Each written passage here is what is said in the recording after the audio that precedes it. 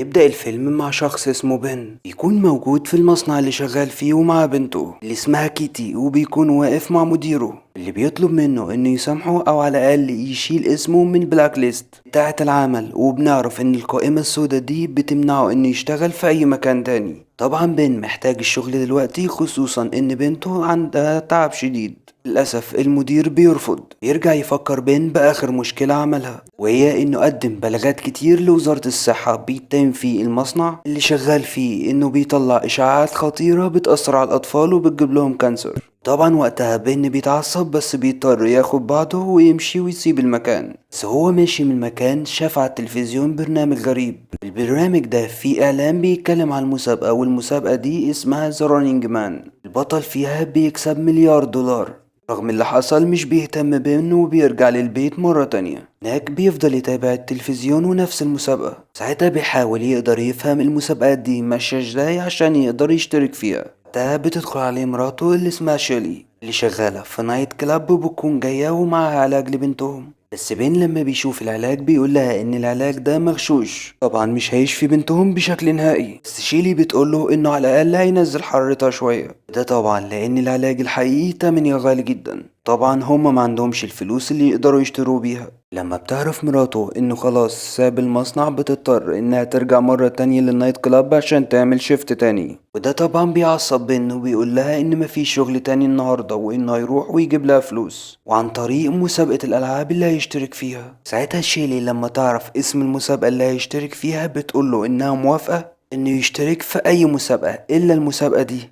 ده لان كل اللي بيشترك فيها بيموت في الاخر وكله بيخسر. بس بيرجع بن يطمنها وبيقوله انه هيروح وهيشترك في مسابقة تانية صغيرة يرجع لها بشوية فلوس يعالج بنتهم بيها. بينزل بن من البيت وبيروح على المكان بتاع الشبكة. بس بنلاحظ وقتها ان بن وهو ماشي باين ان الحي والمكان اللي موجود فيه كله فقير. البلد في حالة متأخرة جدا. ده دليل على ان العالم اللي عايشين فيه مش عادل خالص. للأسف الفقر ده بيخلص في مجرد ان لما يخش بين مكان اسمه الشبكة. الشبكة دي عبارة عن مدينة عملاقة فيها كل الأغنياء. الشبكة دي مش بتكون اسم المدينة بس، ده اسم المنظمة اللي بتحكم العالم كله، من أول الشرطة لغاية الشركات كلها. هناك بيلاقي بين إن كل اللي مشتركين في المسابقة هم الفقراء. وهناك كان في عدد كبير جدا مقدم في المسابقة. كان من ضمنهم شخص عجوز واقف ورا بن. ما بيتعب بيحاول بن انه يساعده يطلع برا الصف عشان يجيب له الاسعاف. للاسف الامن بيضربه عشان طلع من الصف، وبيجبروه وقتها انه يرجع لاخر الصف. بيضطر بن انه يسمع كلام الامن عشان عايز يشترك في المسابقة. بعد لما بيقف فترة كبيرة اخيرا بيقف للمكان اللي هيقدم فيه. اللي بيدوله هناك اسورة وبيقوله انه يطلع للدور السادس. طبعا بيروح بن زي كل الناس وبيركب الاسانسير. هناك بيقابل بن جالي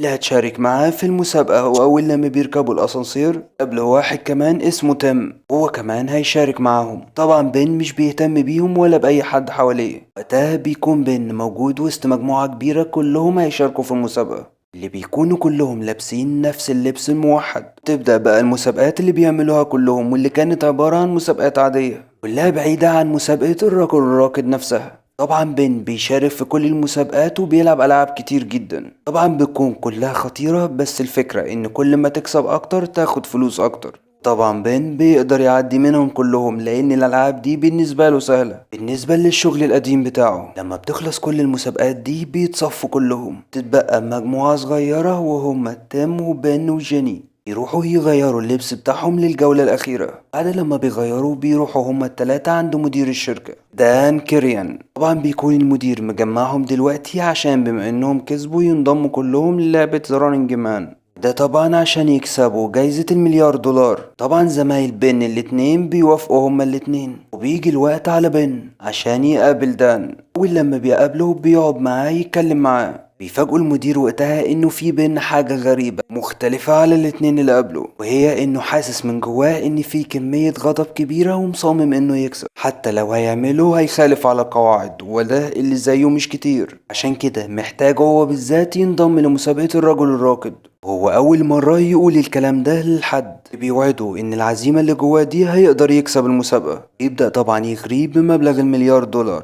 اللي هي أولها $1000 هيدوهم له عشان يقدر يعالج بيه بنته. طبعا بن وقتها بيبدأ يفكر في مراته وبنته، ازاي هو لو اشترك في المسابقة دي ممكن يموت. في الآخر بيقرر انه يمضي العقد ده طبعا عشان يعيشهم مرتاحين باقي عمرهم بالفلوس اللي هيكسبها. بعد لما بيخرج من عند المدير بيتصل على طول بمراته وبيحاول يطمنها انه كويس وانه كمان هيبعت لها فلوس عشان تعالج بنته. طبعا بن ما قدرش يخبي عليها وبيقول لها انه اشترك في مسابقة ذا رانينج مان، وعدها انه هيبقى كويس وكمان هيكسب المسابقة. بعدها على طول بيرجع بن الأوضة بتاعته، بيفضل قاعد طول الوقت يفكر، يكون خايف من الخطوة اللي بعدها. في تاني يوم بيجيله الأمن عشان ياخدوا للمسابقة اللي بعدها، يلبسوا الأسورة اللي هيعرف منها توقيت التحرك وكمان بتنبهه للمكافأة اللي هياخدها. كل حاجة هتتعلق بالمسابقة. وهو في الطريق يشوف الصيادين اللي هيدوروا عليه هو وباقي زمايله طول المسابقة وهيحاولوا يقتلوه. كمان بيقابل في الطريق بوبي وهو مقدم البرنامج اللي بينقل للمشاهدين كل حاجة بتحصل في المسابقة بشكل مثير وشيق، وده طبعا كله بيجي مشاهدات اكتر واكتر،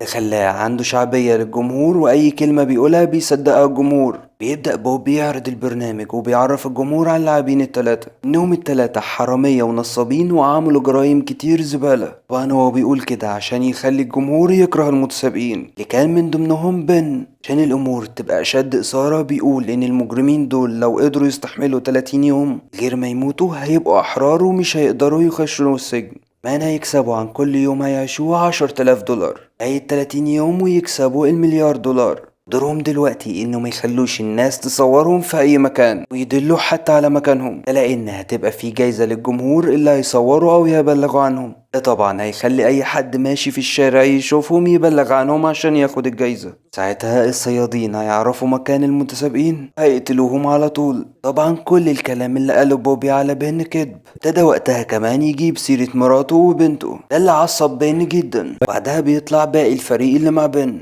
اللي هما تيم وجيني قدام كل واحد فيهم 12 ساعة وبعدها تبدأ المسابقة. يقول لهم ان لازم كل يوم يصوروا نفسهم لمدة 10 دقايق كل يوم، يبعتوا التصوير ده للبريد والا هيخرجوا للمسابقة، ساعتها يقتلوهم. طبعا بوب بيحذرهم من الصيادين والقائد بتاعهم اللي اسمه مكان انهم هيفضلوا يدوروا عليهم طول المسابقة عشان يقتلوهم. بعدها بيبعتوه بسرعة بأسانسير صغير للمكان اللي فيه الهدوم بتاعته وكمان الفلوس وجهاز تصوير صغير عشان يبعت بيه الفيديوهات اللي هيبعتها بالبريد. ياخد الحاجات دي وبيغير هدومه وبيجري بسرعة بعيد عن المبنى. من أول مكان بيروحه هو مخبأ صاحبه، كان مزور وعشان كده بيطلب منه انه يعمل له هواية جديدة كمان سلاح عشان يقدر يحمي نفسه. فعلا بيقدر ينكر بن، يعمل له هوية جديدة بصيغة موظف بنك، يعرض عليه زميله انه يديله شوية متفجرات ومن ضمنهم نوع مفجر قوي جدا بيقدر يفجر مساحات كبيرة جدا. بس بن بيرفض انه ياخد القنبلة دي معاه لانها خطيرة جدا،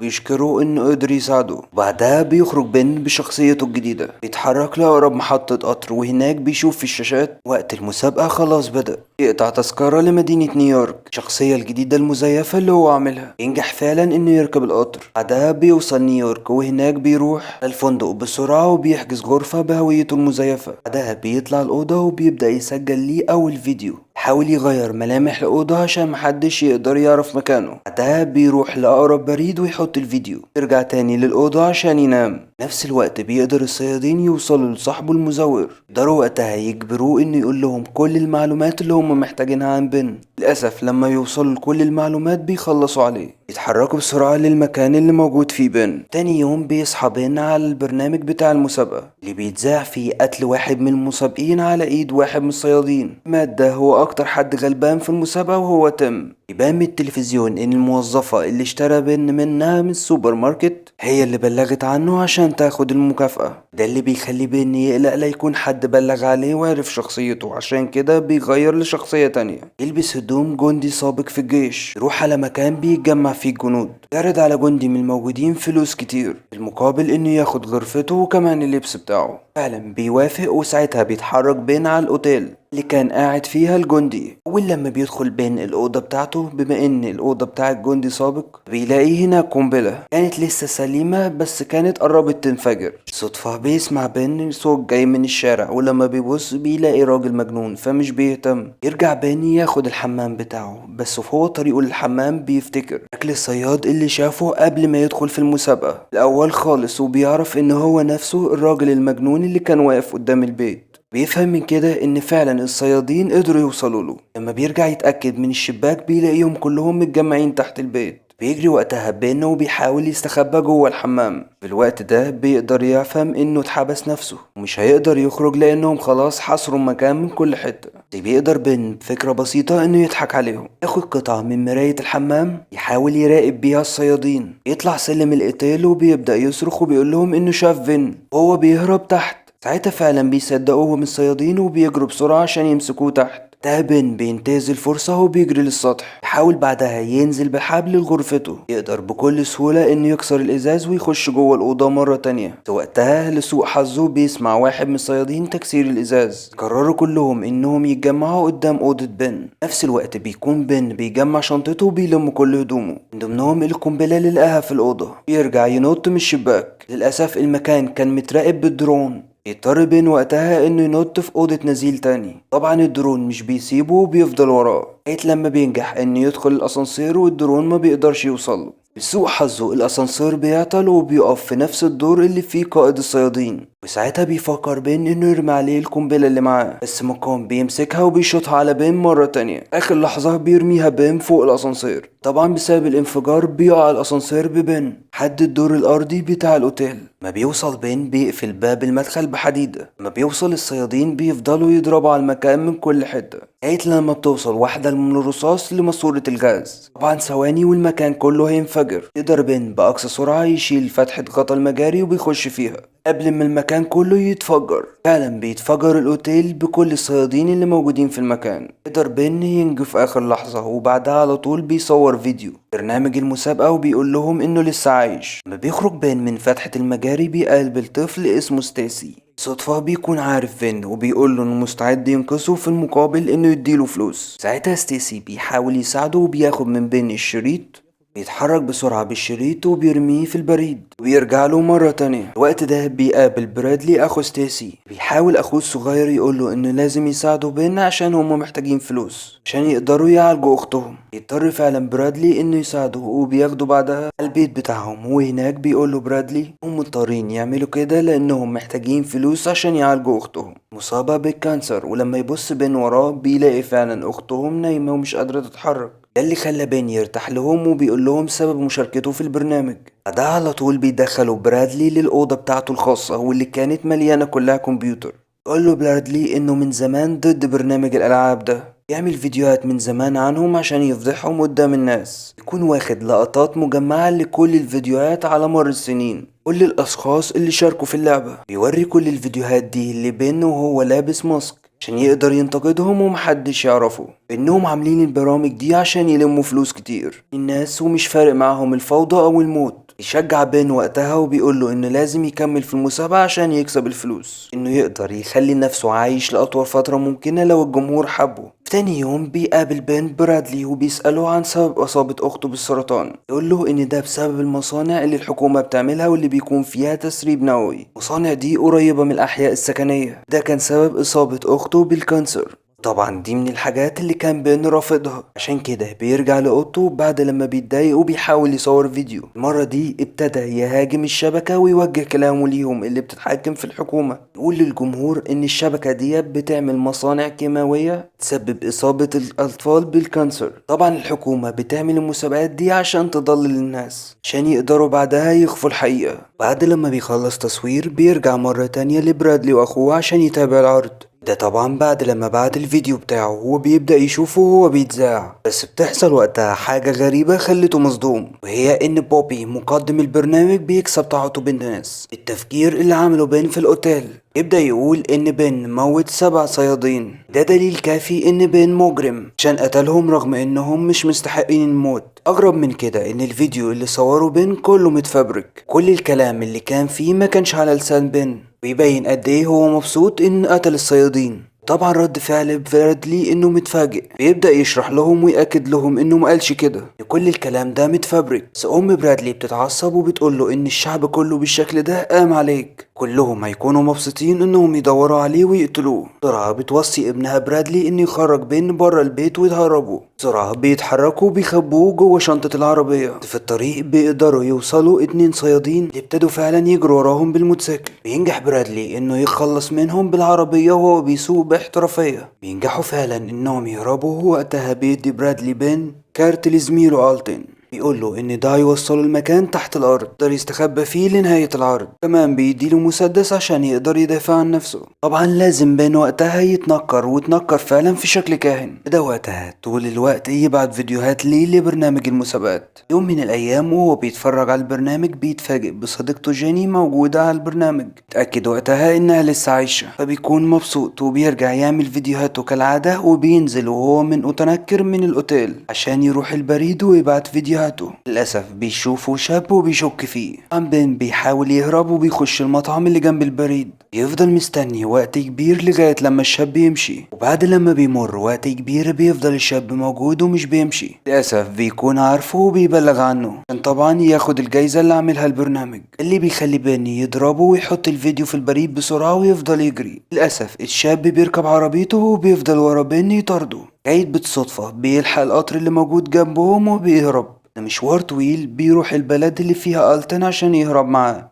طبعا في الوقت ده كان باين عليه التعب. هناك بيلاقي مجموعة من الناس قاعدين قدام شاشة كبيرة وبيتفرجوا على البرنامج. وقتها بيشوف بن وهو بيعرض مقاطع عن جيني. كان وقتها كل الصيادين بيجروا وراها في الكازينو اللي كانت موجودة فيه، بس في الآخر سابت المكان وقدرت تهرب بأعجوبة. بعدها قدرت تستخبى في مكان فكرت إنه أمان. طبعا من هناك قدرت تسجل فيديو كالعادة، بس للأسف بيكون في طفلين مراقبينها وقدروا يولعوا فيها والحظيرة كلها اللي موجودة فيها. طبعا كانت دي أبشع موتة تموت بيها جيني. طبعا بوبي كان مشهور بكل اللي حصل وهو بيكرم الطفلين. كانش فاضل في اللعبة كلها غير بين هو اللي عايش. بعدها على طول بيوصل لبيت ألتون. أول لما بيدخل البيت بيتفاجئ بأمه، وكانت ست عجوزة كانت وقتها بتتفرج على برنامج المسابقات. للأسف بيبان من إعجابها إنها معجبة بالصيادين وبتشجعهم. طبعا بين بيخاف لأنها لو شافته أكيد هتبلغ عليه، بس ألتون بيطمنه وبيقوله إنها ست كبيرة ومش تقدر تعمل كده. نزله بعدها للمخبأ بتاعه. يقدر ألتون وقتها يفهمه إن شركة الشبكة أجهزة كتير في الشوارع بتقدر من خلالها تعرف الحمض النووي للناس، عشان كده بيوصي بن إنه يفضل تحت الأرض.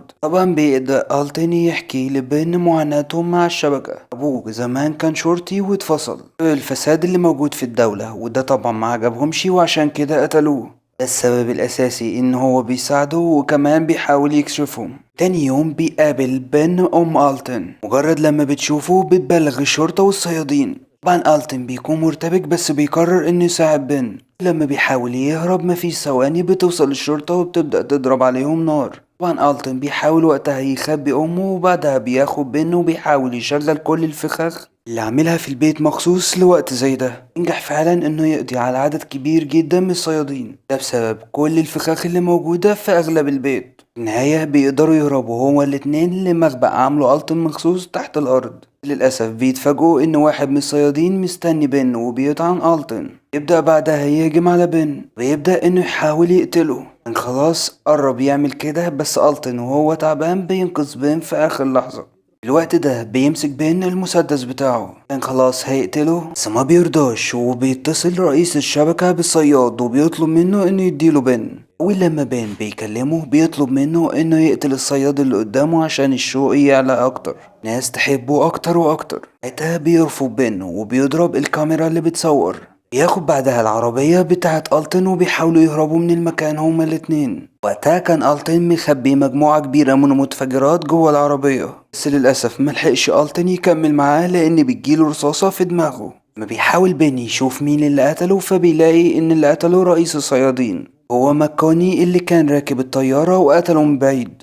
بعدها لما بيبص وراه بيلاقي الصياد اللي بين مرضاش يقتله. كان وقتها مصمم انه يخلص على بن. يبدأ وقتها يسوق عربيته بأقصى سرعة ناحية بن. ينجح بن في آخر لحظة انه ينط من العربية قبل ما يتخبطوا في بعض. بياخد بعدها المنشورات اللي كان عاملها ألتن مخصوص اللي تتهم الشبكة. لما بيفوق بن بيقرر ما يستسلمش وبيقرر انه يصور فيديو مرة تانية. ما بيطلع على الطريق بيلاقي المساحات الضوئية اللي بتصور بالحمض النووي. طبعا بالشكل ده هيعرفوا مكانه. في نفس اللحظة بيكتشف فعلا ان الكاميرات جت وفعلا بيكتشفوا مكانه، اللي بيخليه يهرب للطريق ويوقف عربية واحدة كانت سايقاها، بيرغمها انه يركب معاها وتسوق العربية بأقصى سرعة. بعد مطاردة كبيرة بتنجح فعلا ايميلي انها تسوق العربية وتهرب منهم. ده كان اسم البنت اللي موجودة مع بن. ده بتهدأ تهاجم بن انه ازاي سايب مراته وبنته وبيشارك في لعبة زي دي، كمان بيقتل في الناس وده كله عشان الفلوس. وقتها بن مش بيرضى يرد عليها وبيحكي لها انه مظلوم، انه عيلته هي اغلى حاجة في حياته، انه دخل في المسابقة دي مخصوص عشان عيلته، ان كل اللي بتشوفه على التلفزيون والبرنامج كله مفبرك. غريب ان ايميلي فعلا بتقدر تصدقه. تبدأ تسمع في الاخبار ان بين وقتها واخدها رهينة، كمان فبركوا فيديو ليها وهي بتطلب المساعدة من منظمة الشبكة. ساعتها فعلا بتتأكد 100% ان كلام بين صح. قرر وقتها انها تفضل جنبه وكمان تساعده. قرروا وقتها هما الاتنين انهم يرسموا خطة. لاحظ وقتها ان كل الناس ابتدت تشجعه، ده لانه هو الوحيد اللي عايش وسط المتسابقين. ابتدت ايميلي توجه ناحية المسدس كأنها قبض عليه، ده طبعا بعد لما اكتشفوا ان الصيادين قافلين عليهم الطريق. الأول لما بيشوفوهم بيطلبوا منهم انهم يسلموا نفسهم، بس بين وقتها بيرفض انه يسلم نفسه وبيقول لهم انه معاه قنبلة الايرلندي الاسود، فكروا بس يقربوا منه كلهم هيموتوا. ده فعلا ماكوني بيخاف وبيقرر انه يبعد كل الصيادين، اللي بيخلي بين وقتها يطلب طيارة خاصة ومظلتين للهبوط. فعلا رئيس الشركة دان بيوافق على طلباته وبيجيب له طيارة خاصة. كون نفسه بيستناه بالمظلتين اللي طلبهم، بس قبل ما بين يطلع الطيارة بيطلب من ماكوني انه يخلع القناع اللي هو لابسه. وقتها فعلا ماكوني بيوافق وبيقلع القناع اللي كان لابسه. بعدها بيدخل بين الطيارة وبتطير. طبعا ماكوني ما كانش سايبهم لوحديهم، بيبدأوا هما الاتنين يضربوا بعض. طبعا ماكوني كان شاكك ان بن مش معاه قنبلة، لطول الوقت بيحاول يهددوا بيها. في اخر لحظة بيوقفهم دان رئيس الشركة، بيقول لبن انهم عارفين انه بيكذب عليهم، انه مش معاه قنبلة ولا حاجة. عرفوا ان الطيارة دي مش عادية وموجود فيها ماسح ضوئي، واللي عملت ليه اسكان اول لما دخل الطيارة. اللحظة دي بيقابلوا ماكوني عشان يقتل بن بالمسدس. فجأة بيظهر الطيارين اللي هم أصلا صيادين يوقفوا ماكوني بأمر من دان، لأنه مش عايز بن يموت دلوقتي عشان الشو بتاع البرنامج يكبر أكبر وأكتر. يبدأ يتفق مع بن على انفراد يقدر يكسب فلوس أكتر وأكتر لو قتل ماكوني. ده بيبقى عن طريق المسدس اللي سابه له تحت الترابيزة. كل الطقم اللي موجود في الطيارة، وبعدها يشغل الطيار الآلي وينزله ببساطة. هو بعدها هيفبرك كل حاجة عشان يبين بين في نظر الناس بطل. طبعا بين بيرفض، بس عشان داني يستفزه ويشجعه على قتل الطيارين يوريله فيديو ان الصيادين قتلوا مراته وابنه، هما بيحاولوا يدوروا عليه. طبعا بين اول لما بيشوف الفيديو بيتعصب جدا، ابتدى وقتها يقوم من مكانه وكل الكاميرات بتصوره، لغاية لما بيروح بين لكابينة الطيارة. قام بيطلع المسدس اللي كان مستخبي تحت ترابيزة، بيقدر يقتل بيه واحد من الصيادين اللي موجودين. ما بيحاول يقتل باقي الطاقم فكانوا اقوى منه، وللاسف بيجبروه انه يسلم. وقتها دان بيقدر يتحكم في الطيارة عن بعد، يبدأ يهزها يمين وشمال، وده كله عشان يساعد بين انه يقتلهم. الوقت ده بيشوفوا بوب وهو بياخد تعليمات من دان، ده فعلا يذيع ان الصيادين ضحكوا عليهم وانهم قتلوا عائلة بن، عشان كده بيتمنى ان بن يقدر ينجح انه ينتقم ليهم. ده اللي بيخلي وقتها كل الجمهور يقف في صف بن. في نفس الوقت ما كانش موجود غير على الطيارة ايميلي وبن وماكوني. بيبدأ بن يدور عليه بس مش لاقيه، لما بيظهر من مخبأ سري في الطيارة بيبدأ يحاول يخلص على بن. قبل ما كوني بيخلص على بن بيقوله انهم مخلصوش على عيلته ولا حاجة، بس دان فبرك الفيديو ده عشان يعلي المشاهدات. بعدها بيطلع المسدس على طول عشان يخلص على بن، بس بيرجع دان يتحكم في الطيارة عشان يمنع كده. تطلع طلقة بالغلط بتكسر الإزاز. بسرعة بن بينجح إنه يفتح المظلة اللي لابسها ماكوني، يسد بجسمه الفتحة اللي اتفتحت جوه الطيارة، يمسك السكينة اللي كانت معاه وبينجح إنه يقتله. ده كله كان بيحصل قدام الكاميرات اللي بيشوفها كل الجمهور. بعدها بيودع بن إيميلي وبيديها كل المنشورات اللي كانت معاه، دي الدليل الوحيد اللي تفضح الشركة كلها. يحدفها بعدها بره الطيارة عشان ينقذها بالمظلة اللي معاها. لما بيرجع بين للكابينة مرة تانية بيسمع بابا وهو بيقوله إن أفضل الدكاترة هيكونوا مستنيينه، بس كل ده ما كانش شاغل بال بن. كانت أهم حاجة عنده إنه يطمن على عيلته. طبعا دان مش بيريحه. دان وقتها بيعرف بن انه مفجر فيديو دلوقتي وهيعرضه للجمهور، بيبان فيها بن وهو بيفجر الطيارة وعشان يموت نفسه. هيعمل كده في مبنى الشبكة. وقتها الناس كلها اللي موجودين بيترعبوا. اول لما بن بيوصل بالطيارة لمبنى الشبكة دفاعات المدينة بتضربه بصاروخ تنفجر في الجو. للأسف بيموت بن. في نفس الوقت بنشوف الفيديو اللي عامله برادلي اللي بيكشف فيه التزييف كله بتاع الشبكة، ان كل الفيديوهات اللي بيذيعوها بتكون متفبركة، انهم قدروا يوصلوا للصندوق الاسود بتاع الطيارة اللي كان فيها بن. التسجيلات اللي كانت موجودة فيها بتبين بن وهو بيقول للناس انهم يمنعوا يتفرجوا على الشبكة، انهم لازم يقضوا على دان. كمان بتقدر ايميلي توزع في المدينة كل المنشورات اللي كان عاملها ألتن. الناس ابتدوا يعملوا مظاهرات قدام مبنى الشبكة عشان يوقفوا البرنامج ويقضوا على دان. عرفهم دان كمان ان الطيارة اللي كان موجود فيها بن موجود فيها كبسولة انقاذ. اكيد بن نجح انه يهرب منها. في النهاية بنشوف أشلي وكمان ابنها، ده معناه انهم لسه عايشين. هناك بتتفاجئ ان موجود في عربية المشتريات اللي معاها نفس الشراب اللي كان مع بن قبل ما يروح المسابقة. لما بتبص بره بتتفاجئ ان بن واقف ولابس قناع. بتروح له بسرعة وهي فرحانة. الشكل ده بيكونوا اتجمعوا مرة تانية. لما بيجي الليل بيكون ميعاد الحلقة الأخيرة من برنامج الشبكة، بس المرة دي بيكون كل الشعب معترضين على البرنامج. وده اللي خلى بوبي يقول لدان انه مستقيل من البرنامج، وده لأن الجمهور كله متحاز لبن وبيكرهوا العرض بتاعهم. طبعا بيمشي وبيسيبه. وقتها دان بيقول له ان البرنامج مش بيقف على حد. قرر وقتها انه يطلع هو بنفسه للجمهور عشان يقدم البرنامج. طبعا الجمهور كان غاضب جدا ووقتها بيبدأ يرميه بالنار. كمان بيهجموا على المسرح وعليه. لما بيحاول دان يهرب مش بيقدر وبيقع على الارض. فجأة بيظهر بن من وسط النار، قرب من دان وهو معاه مسدس. يقرر وقتها انه يقتله ويخلص الناس من شره.